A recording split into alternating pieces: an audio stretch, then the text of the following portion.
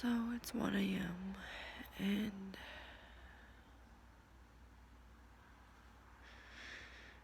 it doesn't matter how much I wish I could save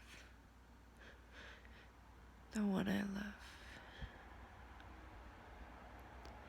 They have to want it.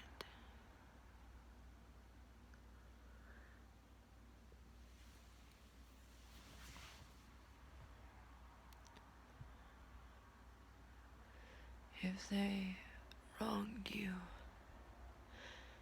and don't give you the time and patience that you need, then don't feel bad for needing it. Don't feel bad for sticking with somebody for years through their addictions and through their outbursts and through their taking you for granted and unappreciating you.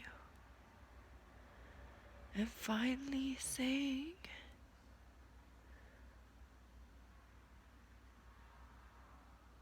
that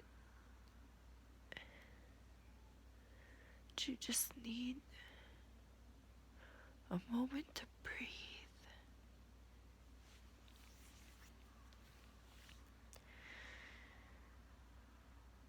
Blackmailing your emotions, saying, if you don't do this, then I'm gonna do something that's damaging to my soul, to my body, to our family.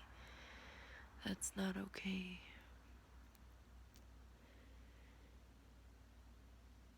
And they will either continue in recovery and being strong, or they will show you what they've been doing behind your back all along.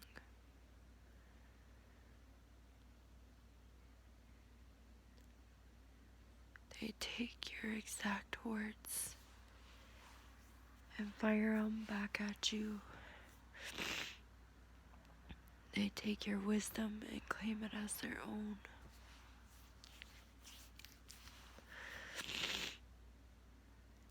And you don't want to believe the betrayal they promised. They promised the only best friend you ever had.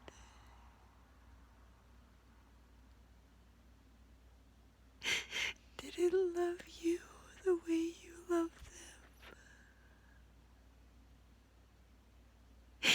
And every day you cry in agony, Lord, Lord, help us.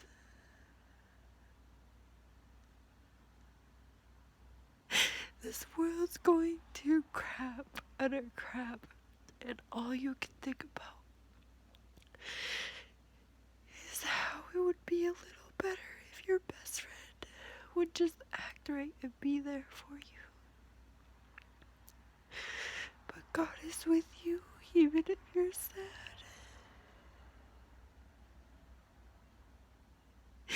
He is with you. And He cares, and He says He'll turn our tears to joy even though it doesn't feel like it. Even though it feels like the only way you're gonna feel joy is if the one you love is healthy by your side.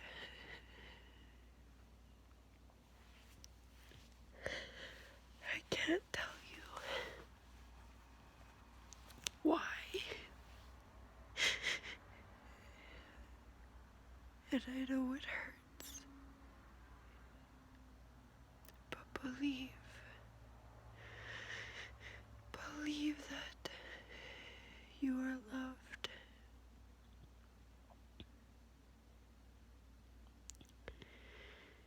And things will get better. Don't look at